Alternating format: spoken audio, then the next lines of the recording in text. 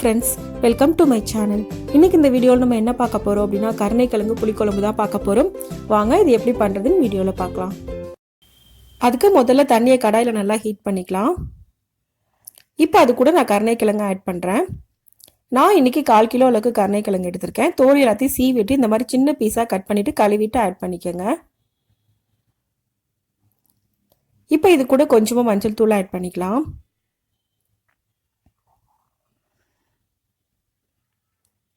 இப்போ இது கூட கொஞ்சமாக உப்பு ஆட் பண்ணிக்கோங்க. ஒரு 1/4 ஸ்பூன் அளவுக்கு உப்பு ஆட் பண்ணால் போதும். இப்போ 2 நிமிஷம் போல் இதை நல்லா கொதிக்க வச்சுக்கலாம். இப்போ 2 நிமிஷம் போல் நல்லா கொதிக்க வச்சதுக்கப்புறமா தண்ணி எல்லாத்தையும் வடிச்சிட்டு எடுத்து வச்சுக்கலாம். இப்போ தண்ணி எல்லாத்தையும் வடித்து எடுத்தாச்சு.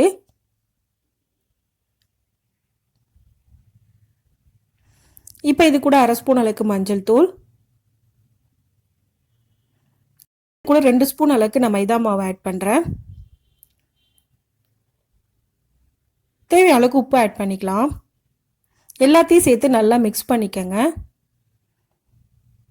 எல்லாம் நல்லா ஒன்றா மிக்ஸ் ஆகணும், அந்தளவுக்கு மிக்ஸ் பண்ணிக்கோங்க. தண்ணி எதுவும் ஊற்ற தேவையில்லை.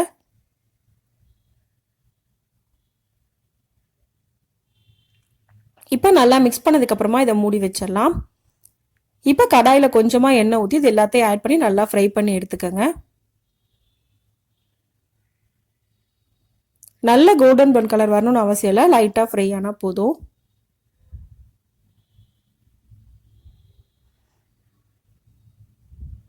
இப்போ இந்த அளவுக்கு ஃப்ரை ஆனதுக்கப்புறமா இதை எடுத்து தனியாக வச்சிடலாம். இதே மாதிரி எல்லாத்தையும் ஃப்ரை பண்ணி எடுத்துக்கோங்க.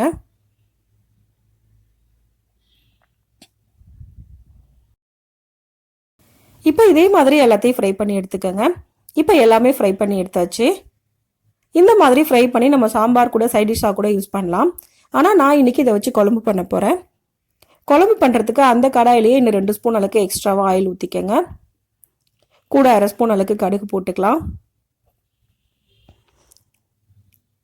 1/4 ஸ்பூன் அளவுக்கு ஜீரகம், அதையும் போட்டுக்கோங்க. 1/2 ஸ்பூன் அளவுக்கு வெந்தயம் போடுறேன். இப்போ இது 3 நல்லா ஃப்ரை ஆகணும். இப்போ நல்லா ஃப்ரை ஆகிடுச்சு. இப்போ வெங்காயத்தை ஆட் பண்ணிடலாம்.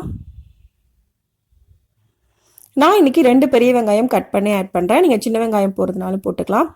கூடவே ஒரு பச்சை மிளகா, கொஞ்சமாக கருவேப்பிலை, 10லேருந்து 15 பல் பூண்டு, இது எல்லாத்தையும் ஆட் பண்ணி நல்லா மிக்ஸ் பண்ணிக்கோங்க. மிக்ஸ் பண்ணிவிட்டு 2லேருந்து 3 நிமிஷம் போல் நல்லா ஃப்ரை பண்ணிக்கோங்க. வெங்காயம் லைட்டாக கலர் சேஞ்ச் ஆகி வந்தால் போதும். இப்போ நல்லா ஃப்ரை ஆகிடு. தக்காளி ஆட் பண்ணிடலாம்.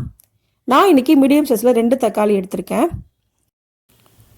காரத்துக்காக 2 ஸ்பூன் அளவுக்கு குழம்பு மிளகாய் பொடி ஆட் பண்ணுறேன். கூடவே 1/2 ஸ்பூன் அளவுக்கு ரெட் சில்லி பவுடர், அதையும் ஆட் பண்ணிக்கோங்க. இப்போ இது கூட 1/2 ஸ்பூன் அளவுக்கு மஞ்சள் தூள், அதையும் ஆட் பண்ணிக்கலாம்.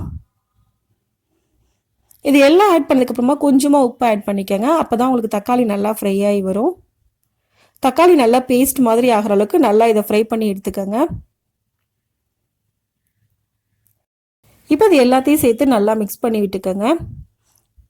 நல்லா மிக்ஸ் பண்ணதுக்கப்புறமா சிம்மில் வச்சு மூடி வச்சிடலாம். 2லேருந்து 3 நிமிஷம் போல் குக் பண்ணால் போதும். தக்காளி நல்லா பேஸ்ட் மாதிரி குக் ஆயிரும். இப்போ 2 நிமிஷம் ஆயிடுச்சு. நான் ஓப்பன் பண்ணி பார்க்குறேன். தக்காளி நல்லா பேஸ்ட் மாதிரி ஆயிடுச்சு. இந்த அளவுக்கு நல்லா குக் ஆனதுக்கப்புறமா ஒரு சின்ன எலுமிச்சம்பழம் அளவுக்கு புளி கரைச்சி இது கூட ஆட் பண்ணிக்கோங்க.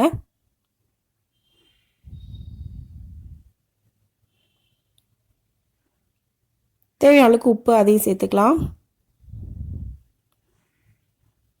நல்லா மிக்ஸ் பண்ணிக்கலாம்.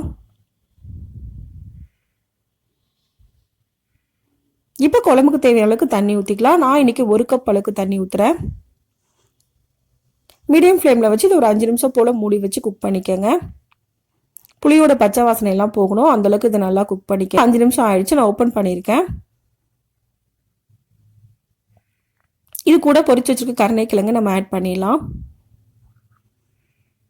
ஆட் பண்ணிவிட்டு ஒரு தடவை மட்டும் நல்லா மிக்ஸ் பண்ணி விட்டு இதை மூடி வச்சிடலாம். இதை மூடி வச்சு சிம்மில் வச்சு ஒரு 5 நிமிஷம் போல் குக் பண்ணிக்கோங்க. இப்போ 5 நிமிஷம் ஆயிடுச்சு. நான் ஓப்பன் பண்ணி பார்க்குறேன். குழம்பு ஃபுல்லாக நல்லாவே குக் ஆயிடுச்சு. ஆயில் ஃபுல்லாக செப்பரேட்டாக சைடில் உங்களுக்கு பிரிஞ்சு வரும். அந்த ஸ்டேஜ் வரைக்கும் குக் பண்ணால் போதும். இந்த ஸ்டேஜில் நம்ம அடுப்பை ஆஃப் பண்ணிடலாம். இப்போ நமக்கு ரொம்ப ரொம்ப ஈஸியான மெத்தடில் கருணைக்கிழங்கு புளிக்குழம்பு ரெடி ஆயிடுச்சு. கருணைக்கிழங்கு வச்சு எப்போவுமே ஒரே மாதிரி புளிக்குழம்பு பண்ணுறதுக்கு பதிலாக இந்த மாதிரி பொரிச்சிட்டு புளிக்குழம்பு பண்ணோம் அப்படின்னா டேஸ்ட் ரொம்ப ரொம்ப நல்லாயிருக்கும். இந்த ரெசிபியை இதே மெத்தடில் நீங்களும் செஞ்சு பாருங்கள். இந்த வீடியோ உங்களுக்கு பிடிச்சிருந்தா லைக் பண்ணுங்கள், ஷேர் பண்ணுங்கள், கமெண்ட் பண்ணுங்கள். மறக்காமல் சேனலை சப்ஸ்கிரைப் பண்ணுங்கள். தேங்க்ஸ் ஃபார் வாட்சிங்.